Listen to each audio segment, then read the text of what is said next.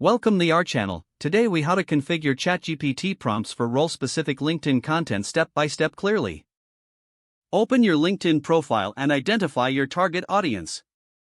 Determine the specific role you want to target with your LinkedIn content. Research the skills and keywords relevant to that role. Create a list of these skills and keywords for reference. Open the ChatGPT interface to start crafting your prompts.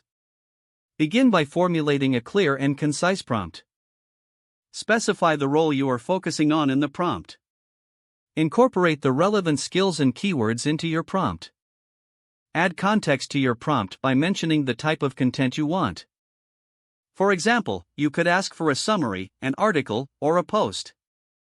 Refine your prompt to ensure clarity and purpose. Test the prompt with ChatGPT to see the initial output. Review the generated content for relevance and accuracy. Modify your prompt if necessary to improve the outcomes. Experiment with different variations of prompts to find the best fit. Analyze the tone and style of the generated content. Adjust your prompts to match the professional tone suitable for LinkedIn.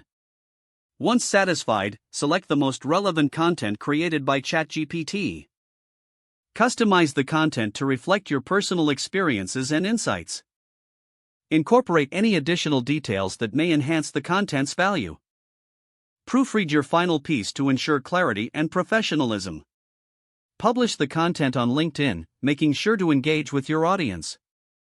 Monitor the responses and interactions on your post for further insights.